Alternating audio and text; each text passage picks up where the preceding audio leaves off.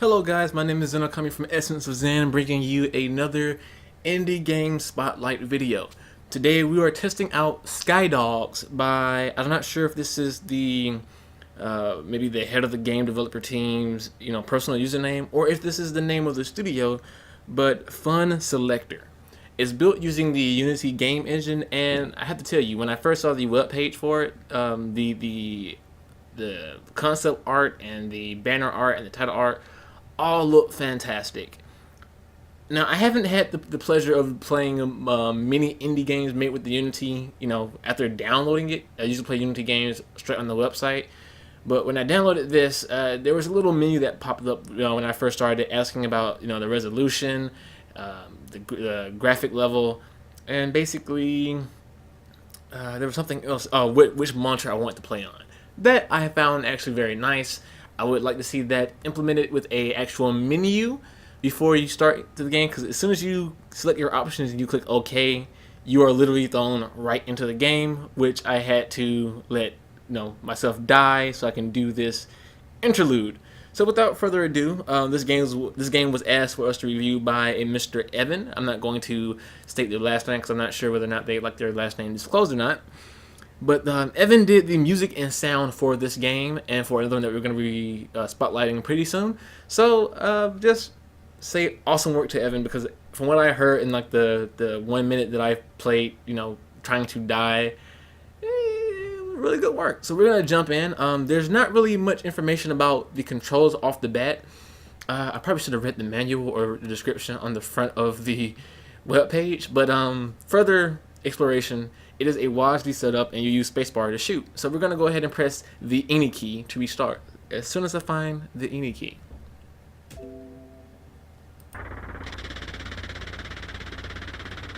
So anyway, we're going to go ahead and turn my headphones down just slightly, and we're going to go ahead and start. Alright. And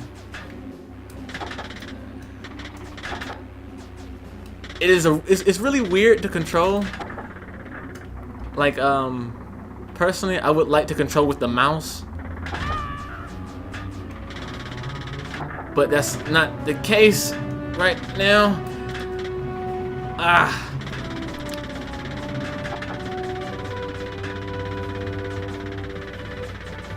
Gotcha. One more. Come on. One more pass around. One more pass around. Gotcha. Alright. Oh, another one. Up. And ambushed. Now, off the bat, I am actually enjoying myself quite a lot here. Again, the controls are really weird for a keyboard setup, but after about, 2, maybe 1 minute of getting used to it, you get a rhythm going.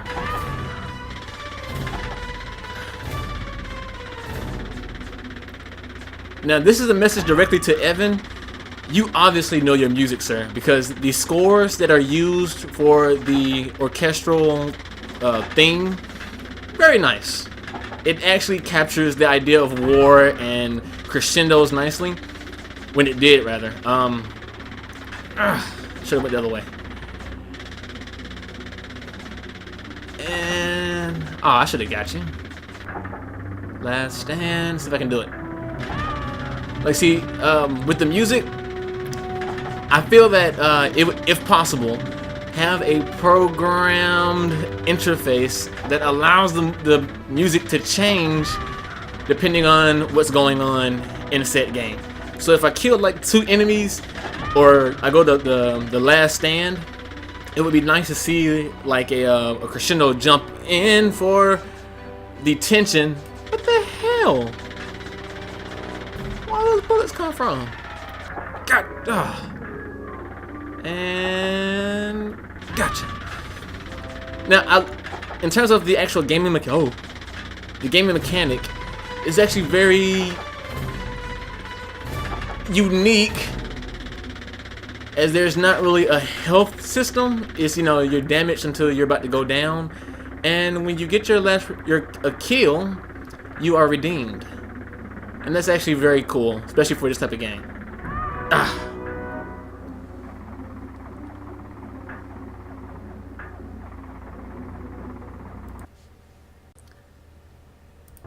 So let's talk about it. Okay, when it comes to the sorry, headphones very loud. When it comes to the game, it's actually quite interesting. Now, in the previous spotlight that I did, I complained about the arrow keys being used to. Matter of fact, let me pause the music, the sound, just a bit. All right, so I complained about the previous indie game because it used the arrow keys to move the character, but the mouse to do the direction. Now with this particular game, it used the WASD setup, which is cool, but because there's no mouse input, you use space to shoot.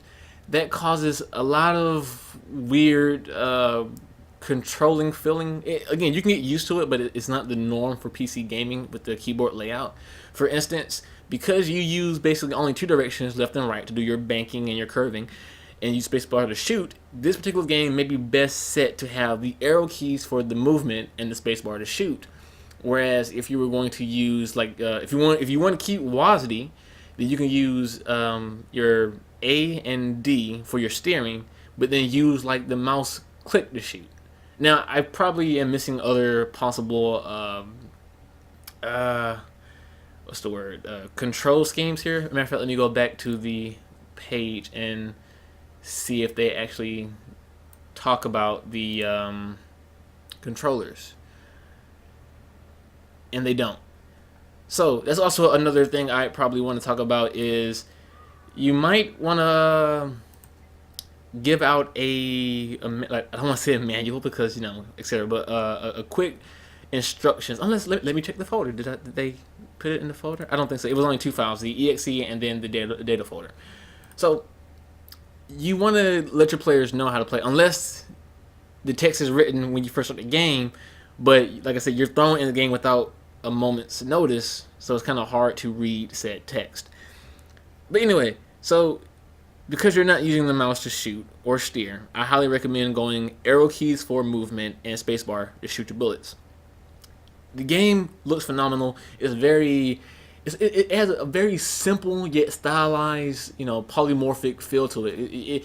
It reminds me of playing a 3D game in the Android world of Lollipop.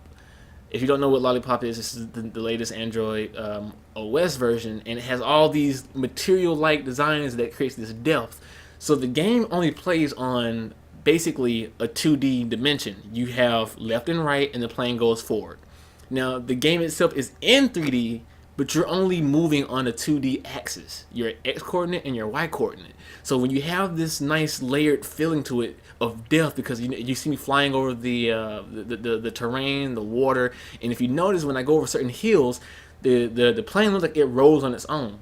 I like that. It gives this illusion of 3D feel and 3D aerospace when you're only doing 2D, and that's fine because it has a simpleness to it.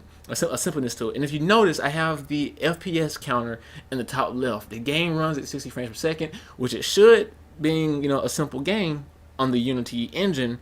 But we all know that many developers have had issues where maybe particle effects or too many entities on the map, and it causes a slowdown, a lag, and a stutter. I'm quite impressed by this game. I can't say it's the best for what it is in its field, because games range greatly depending on what they're trying to achieve.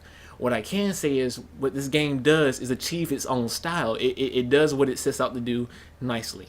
There's no lag, there's no slowdown, there's no tearing, there's no frame skips, unless I miss something and my eyes didn't catch it, which is a possibility. But the music is great, Evan.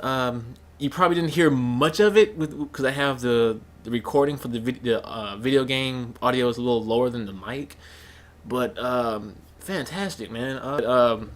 For an indie game, I thoroughly enjoyed it. Would I recommend this to others to play? Yes, I would. Would I recommend for if I had to give it a rating, I'd probably give it a 4 out of 5 for what it is. The only cons I can think of is the lack of control, the lack of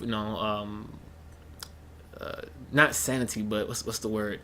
Patience. There's no pausing. There's no way to not just jump head into the game, which it depends what the developers are going for. But me personally, I did not find that as a good thing. So guys, for your next project, put more emphasis on options and being able to pause the game. And I would like to see this done with a version 2 that adds like more options, more game types, maybe teams. And I don't mean like multiplayer. I mean like, I'm the only one fighting all these other ships, or the planes rather. I would like to see a version where I can actually have 4 or 5 AI with me tackling the enemy, and just a possibility. So yeah, guys, that's pretty much it. This has been Zeno coming from Essence of Zen with this indie game spotlight. I will actually be rating this on Game Jolt. You can find the download link below. So yeah, guys, great job, Evan. Good job on the sound and music.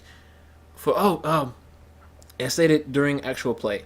For games like this, you had the right type of song. It was very 60s, behind enemy lines, feel to it.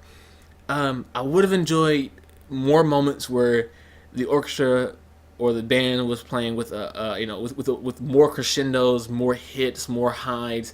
It has a very I don't want to say static, but the sound, it gets dynamic, but not enough. And that's not necessarily a con. It's just my own observation of it. So again, good job, guys. Until the next video, guys, take care. March winds and April showers make way for sweet